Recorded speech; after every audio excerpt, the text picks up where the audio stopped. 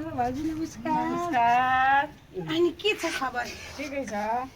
नाति काखमा लिएर बस्नु भएको रहेछ। कति महिना भयो हजुरको नाति? एक महिना 15 कति 10 दिनको भयो। भइसक्यो। अनि नाति घरमै भयो कि हस्पिटलसम्म जानु पर्यो? हस्पिटल जानु पर्यो नि। एउटा नाति एउटा नातिनी त पहिल्यै थिए, अब फेरि अर्को नाति पनि आयो। कस्तो लागिरहेछ त खुसी हजुरलाई? लाग्छ नि। खुसी लागेछ? खुसी लाग्यो।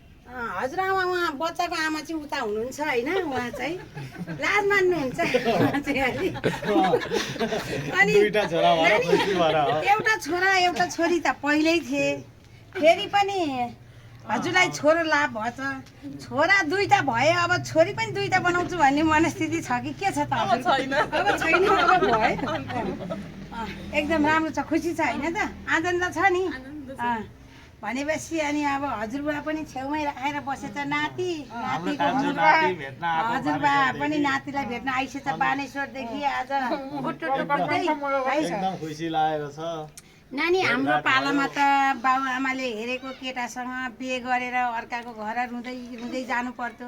तिमीलाई त आफैले मन पराएको केटासँग बुबा आमाले बिहे गरिदिनु भयो। कस्तो लागेको छ त?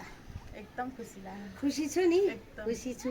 अनि हामी त अर्काको घर गएर काम घर गरेर खानु पर्थ्यो, अर्काको घरमा गएर बसेर अब चुल्हा चौका गरेर खानु पर्थ्यो। तिमी त ड्याम्म माइती घरमै बसेर खाएकी छेउ।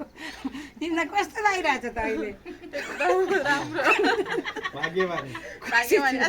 छोरी यसरी बस्न पाखा खुसी हुनुहुन्न? एकदम म त खुसी छु नि। छोरीलाई भेट्न अब ओखलढुङ्गासम्म जानु पर्थ्यो भने दुवाकोट आएरै भेट्न पाइयो होइन? म त खुसी छु। म त खुसी छु, तिमी पनि खुसी छौ होइन त?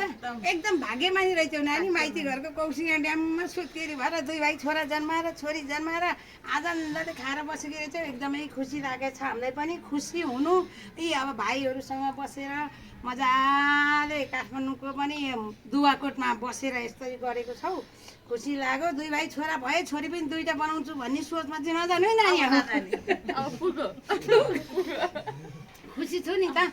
ल, यो खुसी सधैँभरि यत्तिकै रहोस् है त है। ल, नमस्कार।